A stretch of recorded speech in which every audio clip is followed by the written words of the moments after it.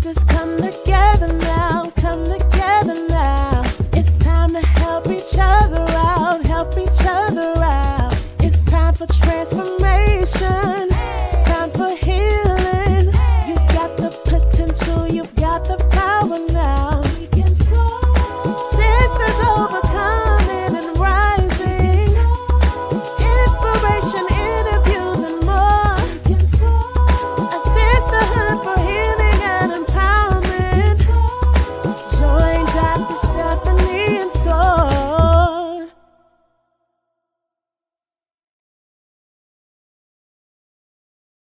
Hey, I'm Dr. Stephanie, a life coach and a physician, and the host of the SOAR podcast, a place where Black women get to tell their stories about overcoming limiting beliefs. One week, my conversation with a college dean on colorism may spark activism, and the next week, you might feel like a fly on the wall, listening as I hold space for a teacher who's fighting to hold back tears. My guests are diverse, like beautiful feathers that make up the wings of our sisterhood.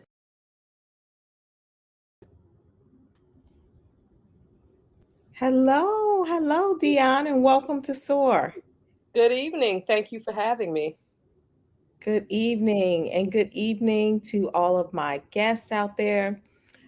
We like to have an interactive podcast here, which is why we do it live. So feel free to make comments in the comment section or ask questions. You're definitely going to want to be engaged in this conversation. But first, I would like to introduce my guest. So we have Dionne Yvette Brown. She's a minister of the gospel who has been anointed by God, but refused ordination by the institutional church. She's been driven by education, excellence, and ethics all her life. Those qualities did not serve her well in the church.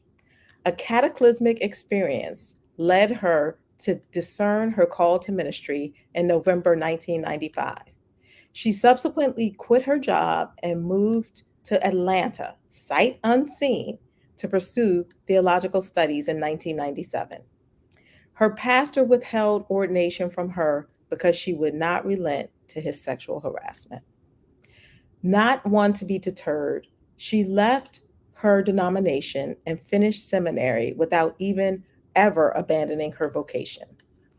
Barriers to professional ministry have not discouraged her from exercising her calling. Her writings and service as an extension of Dionne's defiant commitment to who and whose she is. Her debut book, Deinstitutionalizing God, A Minister's Journey on Leaving Church to Save Her Faith, describes her spiritual journey while also analyzing organized religion. That is that's a lot. We're seeing a lot, and we're going to get into a lot of that. I guess it's kind of ironic how we met, given today's topic. We were in a small group together, and it was a small group. It was part Bible study, part support group, part fellowship. And we basically met because of both of our Christian journey. And so now it's really interesting that we're here to talk about spiritual trauma. Yeah. Yes, indeed. And we've come full circle because you are supporting me in the continuation of my journey of fulfilling my vocation. So again, thank you. You are so welcome. We support each other. I appreciate your support as well. Whenever I start an interview, I always like to start by giving my guests an opportunity to tell their story. So we heard a little bit about your background, but in your own words, how did you get to this point of being the author of this brand new book?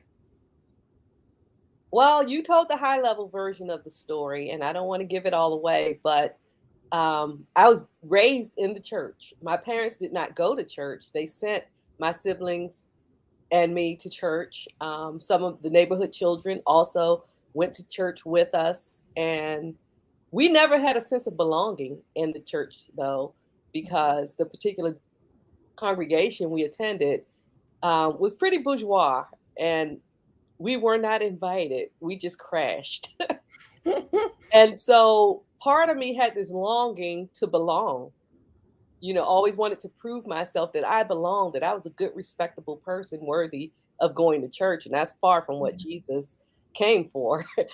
and, and so that was really, it wasn't even discipleship driving me. It was more social expectations that good, respectable people go to church. And when church rejects you, you tolerate more, or I tolerated more than what I normally would be, because I wanted to belong to this club.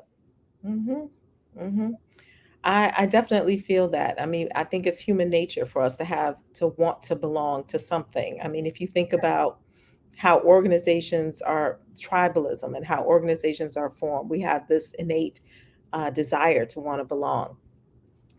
But when I think about our topic of spiritual trauma, and as I was preparing, I thought a little bit about my own experience. And so the first experience that I came up with around spiritual trauma was when I was a really young child and being invited to um, revival or vocational Bible school and watching this horrible, horrible movie about hell and fire and brimstone and being completely terrified and having nightmares for days. I just that was my first experience with spiritual trauma.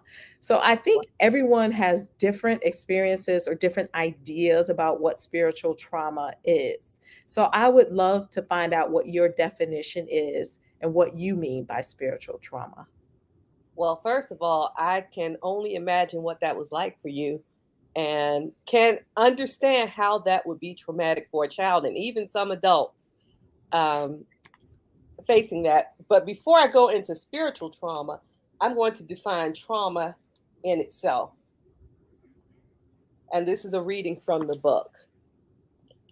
Psychological trauma is defined as an emotionally shocking experience which has a lasting psychic effect, usually categorized as post-traumatic stress disorder. Trauma is not only deeply disturbing and immobilizing experience, it is also subjective. What matters most are the individual's internal beliefs and their innate sensitivity to stress, not whether a family member, therapist, or other outsider deems an experience traumatic. A person is the judge and jury of whether or not they have been injured psychologically. More often than not, people do not have a name or language to affix to the effects of their experience. Mm-hmm. And so we have people, I mean, most of the population has been traumatized one way or another. And we are complex beings. We have a body, we have a mind, and we have a spirit. So it's obvious when the body has been traumatized. Usually you have a broken bone, a soft tissue injury that can be diagnosed by imaging. You have a cut, you have bleeding. Those are obvious forms of trauma. Psychological trauma, we've made a lot of progress in just the last 20 years, even in diagnosing and identifying psychological trauma. Most of what we know today about trauma emerged from post-traumatic stress syndrome of the Vietnam veterans. And even then, there weren't a lot of answers. Yeah. Spiritual trauma is an emerging field of study. There's not a lot of scholarship out there on it. I'm hoping to fill that. But back to the spirit is the invisible part of us. When we are injured psychologically, the brain changes. And so you can have an MRI or CAT scan of the brain and see the physiological changes in the brain as a result of a psychological injury. Spiritual trauma doesn't lend itself so much to that because, again, spirit is the invisible part. It's the part of us that keeps us alive. The Greek word for spirit is pneuma, which is also translated wind. So, let's say somebody knocked the air out of you, that's what spiritual trauma feels like. And the spirit is the part of us that communes with the divine, with God. That's why we have a spirit. And spiritual trauma is anything that immobilizes or hinders you from communing with the divine. And it cuts very deeply. I didn't even know it existed until it happened to me. And even when it happened to me, I didn't have a word for it. I didn't have the language. Didn't have a conceptual framework. I mean, it was probably like 20 years later that I really got that, because again, there wasn't much out there. And I'd even been to therapy, and therapists were not even aware or equipped to deal with this. I studied pastoral care in seminary. We never even discussed it. Wow. Wow. Yeah, that makes sense. It seems like very ethereal, right? It's Yes. hard to kind of grasp or make tangible, and we already know how difficult it is to recognize even mental trauma, which, like you said, is tangible. You can actually do an MRI and see the damage. So, let alone spiritual trauma, which is very ethereal and hard to grasp. Um, But it does manifest. Even though it begins in the invisible realm, it manifests. It can spiritual trauma can manifest as psychological trauma and change mhm. the brain. And as the brain changes, you can have psychosomatic effects. Illnesses that cannot be explained. The origin can't be explained. That happened to me. My body was mimicking an autoimmune disorder. And, I even had to have a test for cancer because I had so many symptoms that mimic cancer. And by the grace of God, I didn't have any malignancies within me, because it would have activated it, because that's what Yeah. stress does. Even, and when they say stress kills, stress can be toxic. If you have anything wrong with you already, stress will exacerbate that or activate it, something that's dormant within you. And so I did have a number of stress related illnesses. Again, I I wasn't aware what the root cause of those illnesses were. I always, talk about the relationship that we're connected, Hmm. mind, body, spirit. But you just took it to another level, right? Um, you just really brought that home in a way that is very visual for me, how all of that is connected. So I really appreciate that. I really appreciate you taking the time to explain that and kind of break it down. Oh, you're quite welcome. It gives physicians a new checklist even to ask people. And I remember being very ill, probably the sickest that I was while I was going through this. And after they did the test and everything, they said, we cannot explain what's happening to you physically. And a female provider held my hand, looked me in the eye, and said, are you under any stress?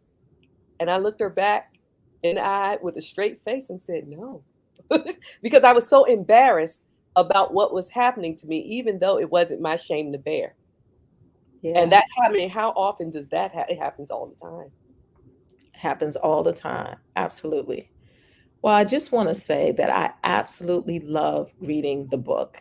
Um, I could definitely see so much of your personality and humor throughout the book that I could really visualize you saying these things. I could kind of see the expression on your face and everything as you were saying some of the things. So I hope that everyone buys the book and buys it for somebody else, because I think everyone can really benefit from reading it.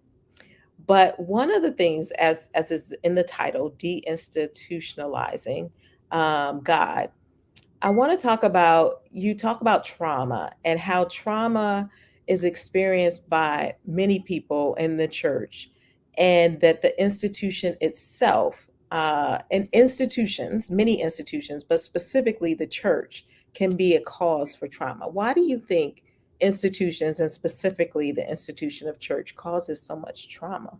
Oh, mercy, because institutions don't have souls. Institutions are impersonal. Institutions are rule driven. And so, you think about your corporations you work for, the government, the, universities, large organizations that we Mhm, deal with. And it's so ironic how some of the most benevolent organizations can be so cruel. mm. They have these wonderful flowery mission statements, but they wreak havoc on people who work there and that they serve. But they do it with a straight face because they can look at these lovely plaques on the wall and say, this is what we're about, even though our actions don't align with our word, or their actions don't align with their words. So, and they play mind games on us because they're like, you think about it, when you're being abused by a person who says that they love you, it produces deep cognitive dissonance. A man can beat his wife or a wife can beat her husband. And, 5 minutes later, they're kissing and hugging. It's just a complicated thing. When somebody has your head, that mess. So institutions mess our heads up. It starts in school. We're indoctrinated and socialized in school. And so that's where it all begins. And a lot of what passes for education, we know it's not true, but we have to pass the test. And it goes on throughout the rest of our life. We just try to reconcile, our experience with the lies we've been told. And that Wow. goes for the church. The church is an institution and it does lie to us. Absolutely. One of the things you also talk about a lot in the book is you reference the game. I remember as a young Christian looking up to the clergy and just looking to them to be holy and to be holier than the rest of us. And I soon realized that they were just human beings, just like the rest of us. But for me, the cognitive dissonance occurred when it felt like the ministers and the clergy tried to control us and sort of project onto us this higher standard than what they were living, and also really try to oppress the sexuality of women as a way of control. And I think that that can get very toxic. It can really kind of mess with your head a little bit. So I know that there were a lot of different things in that question, but can you talk a little bit about the game? The long and short of the game is social control. The church and every institution has to have some form of social control to maintain its membership and the people who feed the machine. So the church has to have bodies. It's only as strong as the number of members it has and the amount of money in its coffers. And so to maintain the bodies and the dollars, it's got to exert control. And that's where the game comes in, just like a pimp controls a prostitute. When a pimp is bringing a prostitute into the game, he doesn't announce it. The first thing he does is, if she's a runaway in a bus station, he's going to buy her lunch, tell her how pretty she is, take her to the boutique in the station and buy her a dress and act like he's the best thing she's ever met. And she's so smitten by the time she realizes what she's signing up for. He has awakened some feelings in her that she's never had before. She's never felt that appreciated and valued. That when it comes time to sell her body, she's like, I don't want to lose this feeling. And so the same goes with the church. When you join the church, what's the first thing they do? They love bomb you. And that's really toxic. And we don't like to talk about it. But when in sociology, there's a cycle of abuse. And the first part of that cycle is love bombing. So come join. Yeah. Everybody wants to be your friend, wants to know your name, wants to invite you to their house and make sure you feel like you belong, get you in some clubs, and and that'll last long enough until they need to reallocate that energy to some other new people. But the love bombing conditions you psychologically to say, this is a good place, this place affirms me, this place is good for me. And when anything counter to that happens, the mind reverts back to that initial love bombing and not to the reality of how they're treating you or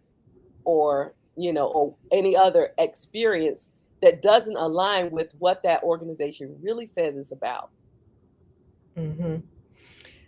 Now, I know in your book, you're talking about this from the perspective of a minister because you were working for the church, you weren't getting compensated.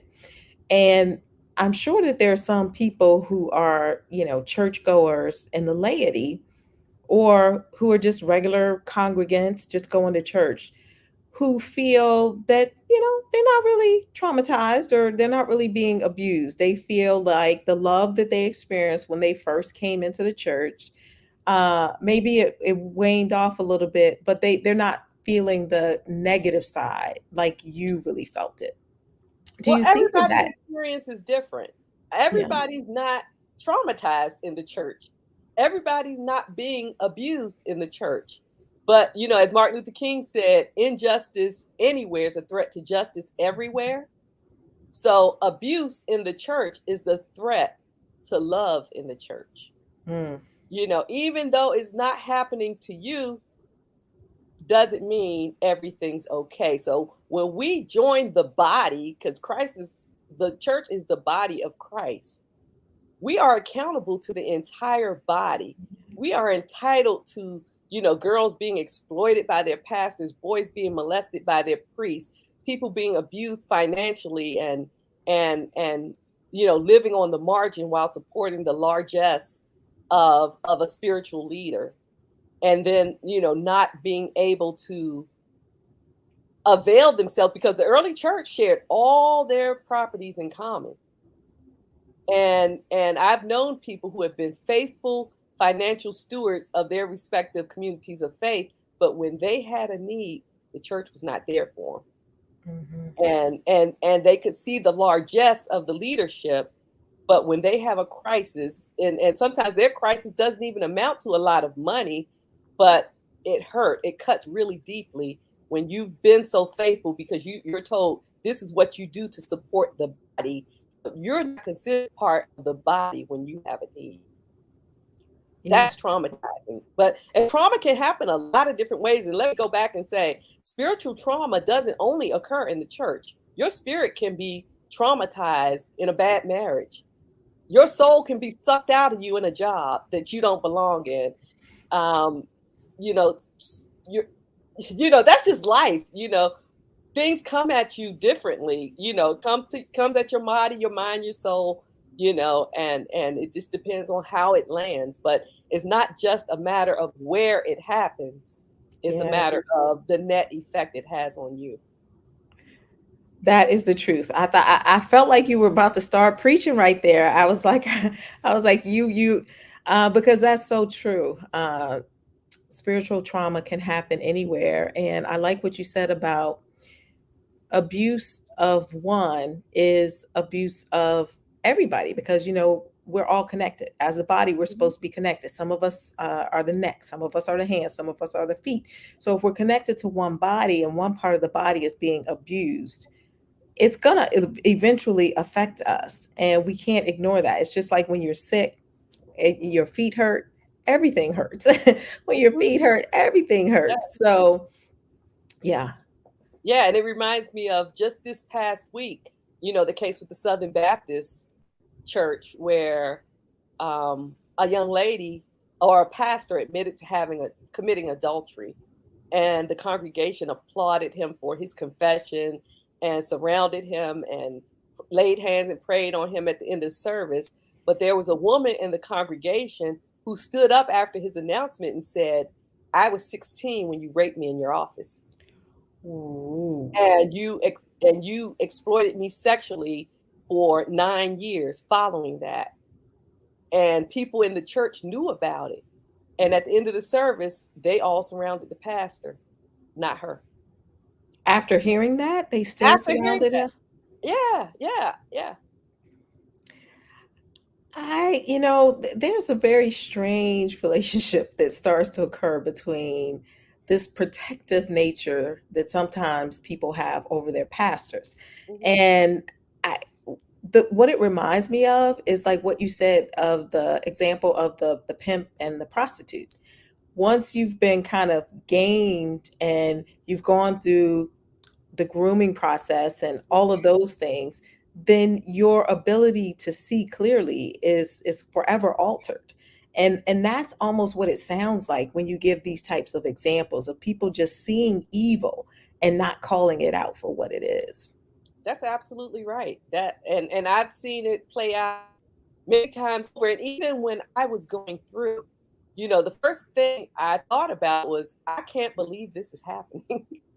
So it took a long time for me to accept that this man is trying to sexually exploit me. And, I just kept saying to myself, I'm just caught up in a bad movie.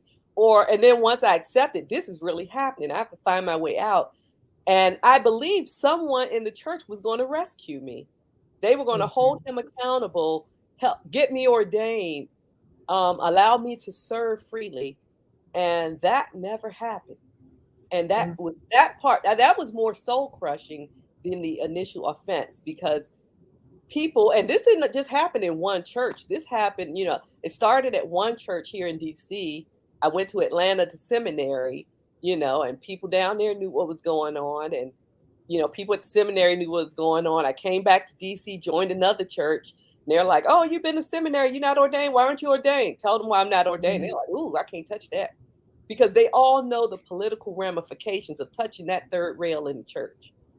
And people would rather be comfortable. People would rather hold esteemed positions. Nobody wants to make waves. They're like, don't mess this up for us. And quite frankly, a lot of them are glad that I'm gone, because they're like, we can keep on going on with the show. Right. These things happen. And again, it's not an isolated incident. This happens across denominations, across ethnicities and racial groups. It's just the nature of when humanity and divinity interface. People are ill, and they bring human nature into what's supposed to be sacred. Absolutely. We do have a comment or a question, and the question was, how are you working to liberate yourself from the social constructs of the church? And I'm going to put a pin in that, because I think we're going to get to that a little bit later. Okay. One of the other comments was that calling out hypocrisy comes at a high price. And that's very true. Anytime you speak truth to power, there's a consequence to that, right? Absolutely. There's a consequence to it. And you have suffered many of consequences, but yet you still speak the truth. Yes. And I've been told in so many ways that if you shut up, we'll give you the spoils of the institution. But for me, shutting up would be even more traumatic. It would internalize my oppression. And I'm free. And I'll give you the short answer. We can get back to the liberative part. But the moment I start talking about this, I was free, because I knew, okay, they're just not going to make it happen for me. So let me keep it. And St. Augustine, a father from the 8th century, said, freedom is another word for nothing left to lose. And the church has already made it clear they're never going to ordain me. So I'm going to tell it all. And I'm going to help people liberate themselves. I'm already liberated. It took a long time to get there. But I'm like Harriet Tubman. I'm going back trying to free some other people. I'm not telling anybody to leave their churches or leave their community of faith. But I would like to engage in a dialogue with people to help them to assess whether where they're planted right now is best for them. And if it's not, what do you need to do to either find what's best for you or rehabilitate where you are? But I'll warn you, institutions are very resistant to change. And if you notice, Jesus Christ never tried to change the religious establishment of his day. He came, he brought a new thing. He said, y'all can stay behind if you want to, but I'm moving forward. I'm doing this new thing over here. And if you want to come to the new thing, you come to the new thing. If you want to stay in the old thing, you stay in the old thing. And so, but those are hard choices, because people usually, the number one reason people go to church is because that's my family church. Ain't got nothing to do with Jesus. My grandfather built this church. My daddy's the pastor, or I'm trying to marry the pastor or something. It's usually some kind of social tie, or this is where all the bougie people in my community go, and I want to be identified with them. So I'm going to join. I don't have money for a country club, but I'm going to join the church. Yeah. Okay. Yeah. You are telling it. One of the other things that was really interesting to me about the book was how you compared the church to a mental institution. You said that over-consuming organized religion can be like opting to be in an insane asylum versus doing outpatient treatment. So I just want you to explain more, because I'm sure there are a lot of churchgoers who might feel like going to church keeps them out of an insane asylum versus it being an insane asylum. Oh my God, the whole book. I mean, if you look at the cover of the book, It's the church behind bars. Mm-hmm. And those bars aren't prison bars, those are insane asylum bars. And that was the image that came to me as I struggled to make sense out of what was going on. And I realized I'm a management consultant by trade, and a lot of that work is grounded in organizational psychology. The church Mm-hmm. is crazy, and it's gonna make you crazy if you consume too much of it. I'm telling you, I'm not lying. I was going there. I was going crazy. And they were already there. And I'm like, okay, I'm trying to be with them. So let me pump my brakes, get some therapy, and get whole. But I'm gonna read from the book. And my specialty in management consulting is healthcare. So I use a lot of health imagery in here. So this is on 108 if anybody has the book. Most believers and seekers do not require inpatient acute spiritual care. Overconsumption of religion, whether voluntarily or involuntarily, is akin to locking a person in an asylum. In our society, people are institutionalized involuntarily when they are a threat to themselves, a threat to others, or unable to care for themselves. Individuals can also commit themselves voluntarily when they feel unsafe or are a threat to someone or society, or are a danger to themselves. Are these the conditions under which discipleship should be administered? Imagine how many more works of love could be performed without so much bureaucracy and overhead. Mm-hmm. Yeah. Yeah, and in management consulting, when we're helping organizations live up to their mission or be more efficient, the first thing we do is look at how they spend their money. And it says, okay, this is your mission statement over here. And you say you want to do A, B, and C, benevolent, wonderful things to change the world. And let's look at your books and see how you spend money. And if you're spending 80% of your money on overhead, that's not leaving much for mission. You're not a mission driven organization. And if you look at most churches, overhead and institutional maintenance is like their largest line item. So Mm-hmm. they're not mission or they're not mission driven organizations if they're spending that much on overhead. So if we go with your imagery, your medical imagery with the insane asylum and with the outpatient treatment. So one of the things I noticed is that you said excessive, Hmm. um, over consuming organized Right. religion. So what would you consider to be over consuming organized religion? That's a relative question, and each person has to determine for themselves. Some people can go to church 1 week, 1 day a week, 52 Sundays a year, but that's still more than they need. Some people can go 6 days a week, and but I doubt that's usually too much. But usually, you have to look at the whole of your life and say, this is what you believe. We all have 24 hours a day, 7 days a week, if we make it alive through the week. How did you spend your time? What do you say you stand for? How much of your time did you spend doing things you say you stand versus just the church? Going to church doesn't really accomplish your personal mission. It's supposed to be equipping you. That's what church is about. It's about equipping and discipling. And Jesus said, what did he say right before he went to heaven? Go ye therefore. Go. And Get to out of here. go out, Disciple the world. He yes, didn't say go in the spread the building, word. lock the doors, play music real loud, dance, shout, stomp. He didn't say do all that. He said go. And he didn't even spend that much time with his own disciples. They hung out, they huddled, and he sent them out. Go on out of here. Go teach. And so most people who are over consuming religion are not even equipped to disciple the world or to Mhm. serve the world. They ain't even interested in serving the world, really. They consider going to church their service. That's not service.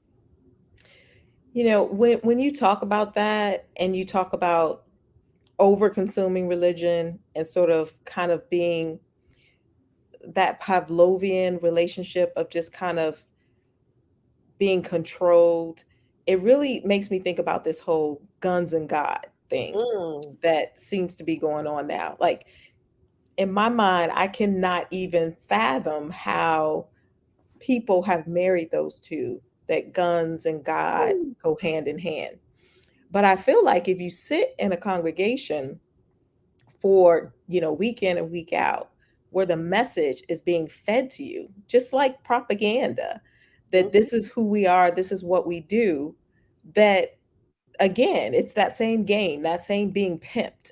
And that's what you end up with. You end up with people who have this warped theology where they think that guns and God go together. Yes, and that's the result of overconsumption. It turns off the brain. And overconsumption usually is a form of conditioning. You think about it. Girl meets boy. Girl spends all her waking hours with boy and even sleep with him at night. So they're together for, 16 hours a day and talking on the phone half the that time she at work. He got her mind. And he could tell her anything and she gonna believe it. And until he doesn't serve her anymore. But as long as he's serving her, she gonna believe everything she said because she wants to maintain that feeling. And so it is with the church. The Guns and God crowd, they sitting in church, and as long as that church is serving them in some way, meeting some kind of psychological, cultural need, they'll swallow whatever it is whole until the pastor raped their daughter. But sometimes the pastor raped their daughter and they'll still stay. Yeah, seriously, I've seen it happen because they're like, I need this feeling. It becomes a drug. Whew. And you think about just what 2 generations ago when America was still lynching, when civilians were deputized and doing the lynching. Families would go to church and they would read the announcement in the church, white churches. They would read the announcement. There's a lynching in the park at 1:00. And all the churchgoers come from different churches from all around the area, gather in the park and watch a lynching after you just been to church and listened to a sermon and your pastor just read the announcement and told you to go. Make that make sense. Right, right. And we do some crazy Well, stuff in the Black community too. We follow what some of these pastors say, and I just like, wow. Yeah. And that's one of the reasons I had to pull back, because I found myself sometimes following the absurdities that were being fed for whatever my reasons were. I can't even tell you what they were. I was just caught up yeah, until I felt the need to extract myself. And I'm like, whoa, this is going too far off the rails for me. And I had to get out. And now when I go back in, I can only take it in small doses, because let me tell you, there's more bad theology out there than the average churchgoer could stomach hearing what, calling it out. And so that's another peril of overconsumption. You're just not rational about processing the information that's being fed to you. yeah. I think that really speaks to what Shannon said. She had a comment that so many religious wars throughout history Hmm. make it easy for them to believe that guns and God go together. And that's a great historical perspective too. The church was very bloody. uh, Yes. the spread of Christianity. So yeah, that makes sense. Now, one of the other things that I wanted to talk about is that when we talk about trauma, one of the things that really became clear to me as I was reading the book is that trauma is compounded. You talked Hmm. about you had trauma from some losses that you experienced, in addition to what was happening to you, the sexual harassment that was happening to you within the church. So lots of traumas, financial traumas. But one of the traumas was the fact that the women Mm. in the church did not advocate for you and did not support you. Um, and I am really passionate about us, and this whole SOAR community is really about us supporting each other. So I would love for you to tell me how that felt for you, and then how you overcame it in order to want to be in community with other women again. Because I think lots of women Yeah. have trauma from their relationships with women. So how do you overcome that? Oh, absolutely. I'm going to read a passage from the book and then I'm going to answer your question. And this is right at the height of the sexual harassment before I left the church. So I sat through worship Sunday after Sunday during the height of my struggle, trying to hold it together. I went to great lengths to ensure my hair, clothes, and makeup were tight, while I was unraveling inside. I would enter church and greet everyone enthusiastically. Then I would go to the pastor's office and show him some love. Rev acted as if we were on the best of terms and not engaged in intense warfare while others were present. The choir, ministers, and acolytes would proceed into the sanctuary to launch the dog and pony show. Some days I could barely make it through service without being reduced to tears. Mm. Almost every sister in ministry I know can recount a time or 20 when she has felt the same way. I've had the privilege of functioning as a member of the ministerial staff, but it was only symbolic. Others have been ordained for years while watching less qualified men receive coveted positions. Yet, we play along with the vain hope that we can get ours and the game will change on its own. And my insult to injury was the fact that so many sisters in ministry would come to me, pull me to the side and say, "Girl, you got it bad." And mind you, some of them just went ahead and slept for their papers because they were like, "I ain't got time for this." But some of them, nobody wanted to sleep with, so they ain't had that struggle. But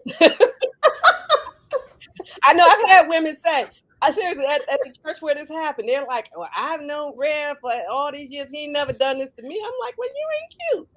So, but that, but a lot of them were saying, I had a struggle. Somehow somebody helped me maneuver my way through the system, but I ain't gonna help you because they want to get invited to preach at Women's Day.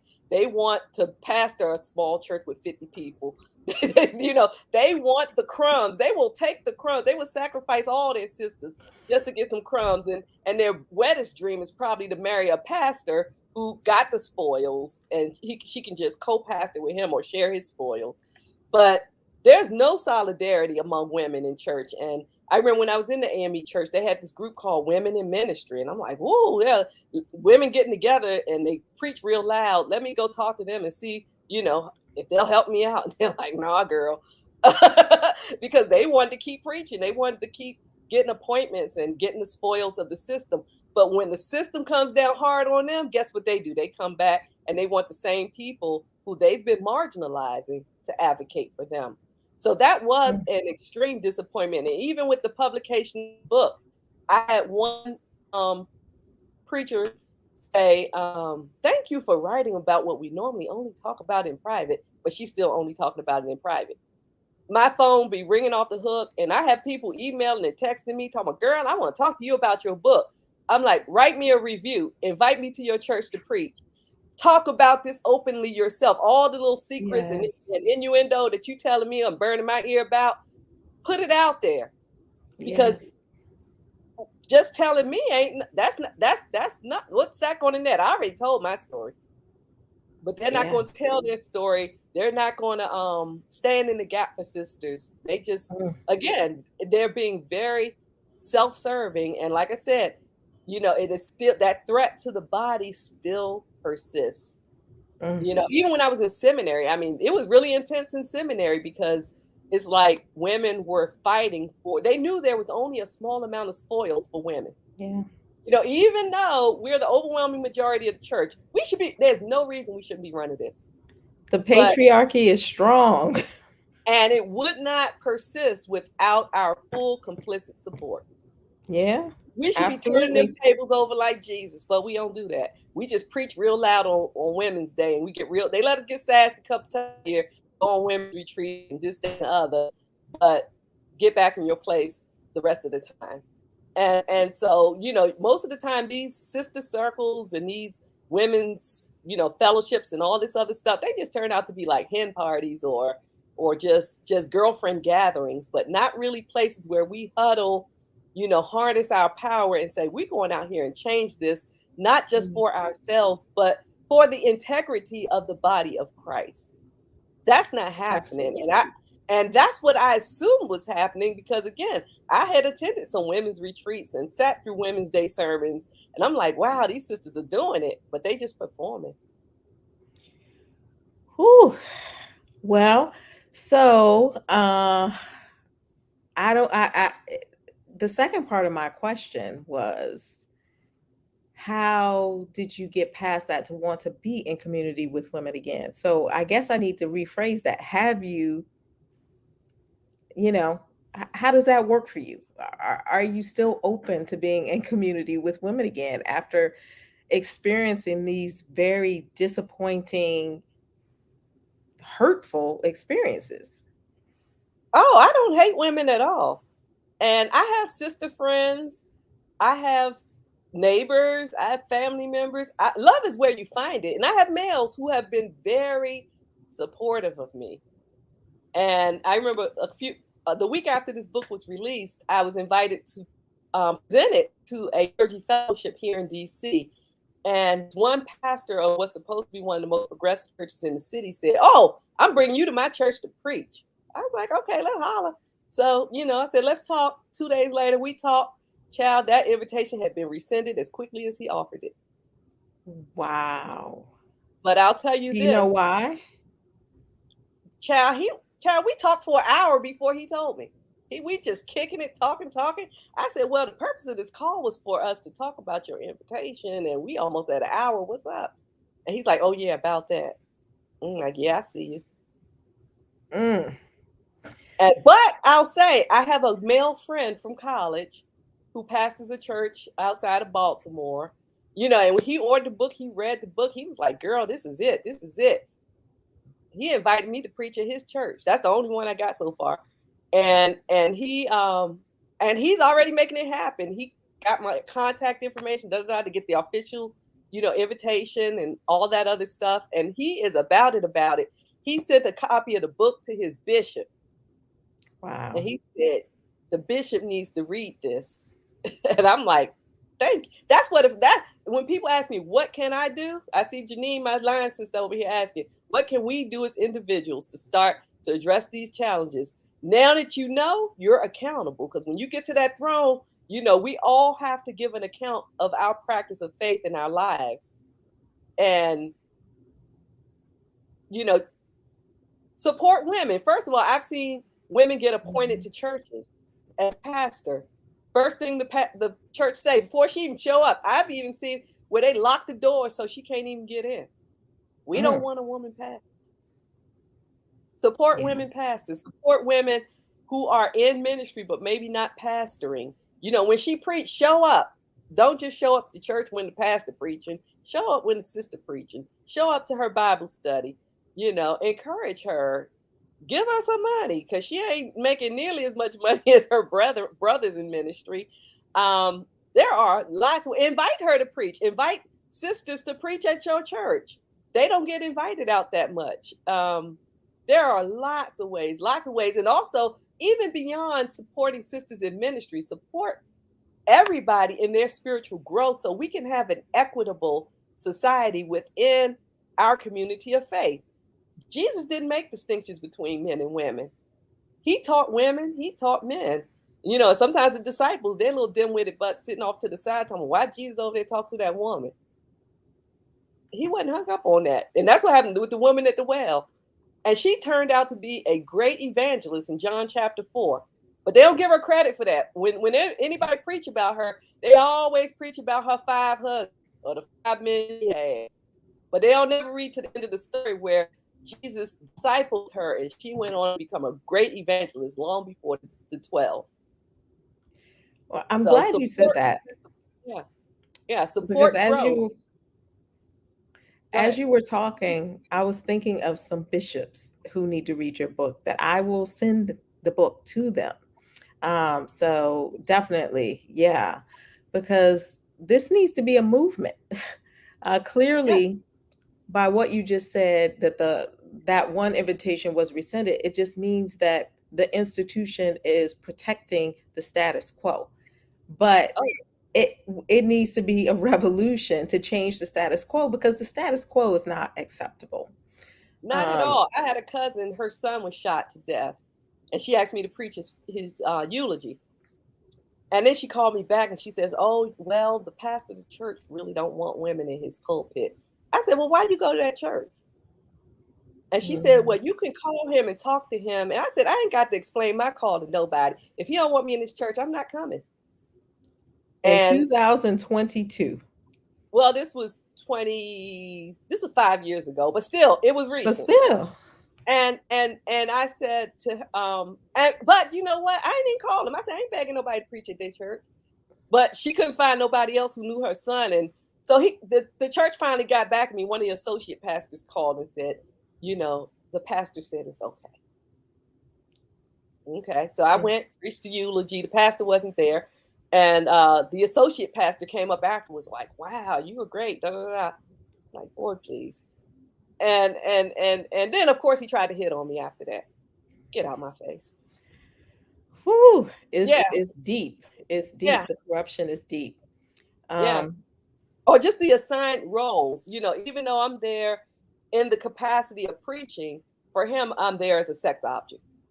mhm. They can't even get past that. And even beyond men, and all men aren't like that, but enough are. But a lot of the times they just see us as servile. And our fellow women are more culpable of that too, where they will not respect the authority of a woman, and they'll try to flip through their Bible and find some justification. I don't even engage that. I'm like, girl, just go on somewhere. And you just got to keep it moving. That's been the most healthy thing for me, just not trying to justify myself, just like Jesus. They call him a drunkard and a demon and all kinds of things. He never argued with people about who he was and what he was doing. He just kept doing it. And so that's what I'm doing. I'm just doing what God called me to do. Dionne, you are amazing in terms of your ability to have perspective and to still keep moving and to still keep your faith. One of the things that I really wanted to know, I always ask about limiting beliefs. What are some of the limiting beliefs that you had to overcome in order to accept the fact that you were not going to be ordained in the AME Church or the United Methodist Church? What limiting beliefs did you have to overcome? Well, first of all, I had to overcome the fact that they didn't call me. So their ordination is just ornamental. It's just icing on the cake. But from the moment God called me, that was it. It was sealed. But it took me a long time to accept that. Matter of fact, an ex-boyfriend of mine who I grew up in church with, one day I'm groaning and moaning to him on the phone. And he said, what's stopping you from preaching? And I'm talking about all the stuff in the church. He said, none of that's stopping you. He said, girl, all you need to do is just start preaching. And so I start writing, blogging. Whenever anybody would invite me, I would come. Even the church ain't had no money. Don't call me if you ain't got no money now. But there was a time when I was in a position where I would just go wherever I was invited. And so you have to just do it. Like Mhm. Michael Jordan said, just do it. But again, I had to stop wanting what they had to offer. Mhm. Yep. That was the limiting thing. And that's freedom. That was so liberating. Oh my God. But again, that's a form of trauma. I was talking to one of my sisters in ministry about this because she's going through something similar now. She didn't get ordained for different reasons. But when the church refuses to ordain someone who has been duly called and anointed by God, that is traumatic on them. Mhm. Because going back to spiritual trauma, the spirit, that's the life giving force within you. When you deny them the opportunity to live out the life that's hid within them through Jesus Christ, that's violence. That's spiritual Mhm. violence. And they're going to be accountable for that. And I had to stop worrying about what they're doing, but just know they're going to be accountable for that and keep doing what I got to do. I love it. I love it. You definitely overcame that belief that you needed to have their permission, you needed to have their certification to validate your calling and just accept it. God called me. I'm called no matter what they do. And that allowed you to move forward. Now, another part of the book that I wanted to talk about because it really resonated with me. And it was where you quoted Shakespeare and Hamlet, and he said, "To thine own self be true." And you used another quote that I was less familiar with. I had never heard it before, that described human beings as guilty of only one sin, and that being inauthenticity. And Mhm. I personally believe that Yes. authenticity is so important. And so I would love to hear what you have to say and share with women about being authentic and true to themselves.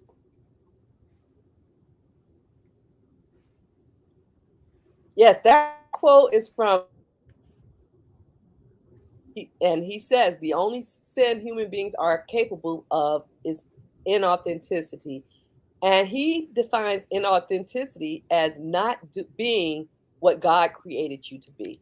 Mhm. And so, again, God called me to preach. And so, for me not to preach would be a sin. And again, the institution not allowing me to, or not, they never said I couldn't preach. They'll let you preach all you want. They just won't make you let you earn a living off of it. But again, that's muzzling the ox. That's sin. And and there are people who are dying inside on jobs everywhere, Mhm. knowing that's not what God created you to do, and that's sin. And so we all must go to our quiet places, look inside, and before you leave this earth, really figure out, why am I here? Why am I still here? Why has God allowed me to live when so many others have died? And what do I want him to say, well done, that good and faithful servant, over me when I meet him on that day? You know, what is it that will make him say that to me? And then go do that. Absolutely. When went through the process of gaining clarity on what my purpose was, that's really what rung true for me. I felt that there was something that I should be doing outside of practicing medicine. And I knew that if I did not do it, that I would be at risk of not hearing, well done, my Mhm. good and faithful servant, because I knew it was what God had purposed in my heart to do, what part of my life was about. So that really resonates with me also. When people write books like this, I'm always amazed that, it's labor intensive to write a book. I mean, there's so much, there's historical facts, there's quotes, there's your story, and there's your story told in intertwining ways. It's just amazing that you're able to put this pen to paper and put this in print. What lessons did you learn in the process of writing this book? Well, the first lesson is to just put it all out there. Don't try to, the first draft of everything is crap. And so don't even try to write a masterpiece, just express yourself. Don't try to edit it, don't try to order it, don't try to write from chapter 1 to chapter 12. Just put it out there. You can edit, cut, paste, do whatever you do later, but just get it all out there and be honest with yourself and be honest with your readers. A lot of people write books to be impressive. And it shows a lot of times. You read people books, you can tell when people aren't being authentic. And for Mhm. me, this book is a far cry from the first version. And I had a very good friend who's known me all my life read the first draft and was like, this ain't good. But he knew my story. And and he said, you're holding back too much and you're being too kind to those who oppressed you. He said, they showed you no grace, don't show them no mercy. Mm. And I still was fairly merciful in this telling, but I had to unleash a lot and even unleash my feelings, because part of being traumatized is suppressing the feelings because you don't want to feel what you went through again. So there were times where I had to put this down for months at a time because I opened a can of worms that was very painful. And so I had to give my permission to say, I'm not going to do this for a while. I'm going to heal. I'm going to go do some healing work and then come back to this. So I couldn't be in a rush. I wanted to write this. You know how people had these little workshops? I write a book in 30 days, write a book in 90 days. I can guarantee you any book written in 30 or 90 days is not going to be good. Just like a pot of gumbo made. And, people say, throw all your stuff in a crock pot, turn it on for an hour. That's going to be some terrible gumbo. But if somebody grandma in the kitchen all day, that's gonna be some good gumbo. So trust the process, let it unfold, don't have a timeline, and you'll know when it's good and when it's done. Mhm. Thank you for that. So much wisdom in that statement. The other thing I wanted to ask you is, who should read this book and why? I mean, you told us a little bit that all of the church leadership definitely needs to read this book, but who else should read this book and why? Everybody should read the book. But seriously, my target audience in the dedication, I wrote, this is so funny. It's so much I don't remember writing. But the dedication reads, "To all who dared to believe but were disappointed." So I Mm, didn't write the book for church people. I wrote this for people who find themselves outside of the community of faiths they once belonged to. And I'm not writing it so they can go back. If it leads them back, so be it. But I'm writing it so people can become whole. People have been injured. And again, that soul, that spiritual injury is profound. I remember laying in bed just writhing pain, not knowing why, because my soul was hurting, my soul was crying. mm, And again, I couldn't think, I couldn't function. There's so many things that were happening, and even once I realized why, it wasn't until I saw a psychiatrist for something wholly unrelated was she able to say, "Whoa, girl, you trauma." When I told her about this happening, she was like, "That was traumatic." And so she gave me a safe space to unpack it. So as it's painful telling it, she gave me ways to regulate my stress, yeah. to stop ruminating over it and playing the tape over and over in my head, Mhm. stop reacting physically and making myself sick, and most people need some kind of care, some kind of assistance, coaching, clinical care, and unfortunately there's not enough to go around. All, especially with the pandemic, all the therapist calendars are booked. Um so so the care that I needed was in very short supply. Books like this didn't exist 20 years ago when I went through, and there are more coming out, but still not enough. And we need to talk about it. If you're hurting, tell somebody. And they may not be able to help you, but they can direct you to where you can get some help. I mean, I walked around for years in pain. Matter of fact, my siblings called me when they read the book and was like, "Girl, why you ain't say nothing?" Yeah. My mother, she knew some of it, but she didn't know how deep the cut went. Nobody, I don't think Yeah. anybody knew, to tell the truth, because I didn't even know how deeply I was injured. Yeah. So, as we wrap up, I just wanted to ask, is there anything else that you would like to share tonight about spiritual trauma, about the book, any words that you would like to leave? Well, first of all, again, I didn't write this book to bash the church. I wrote the church book to tell a story, give my account of what happened to me. What happened to me has not happened to everybody.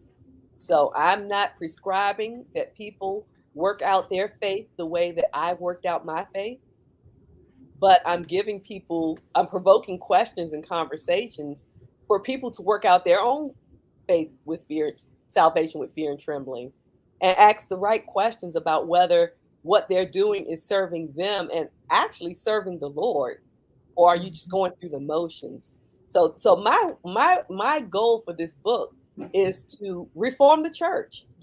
When we go to communities, I'm hoping people will read this book in community and say, how do we reform the body of Christ? Yeah, our pastor may be upstanding, and there are many upstanding pastors out there, but there are many out there who are not.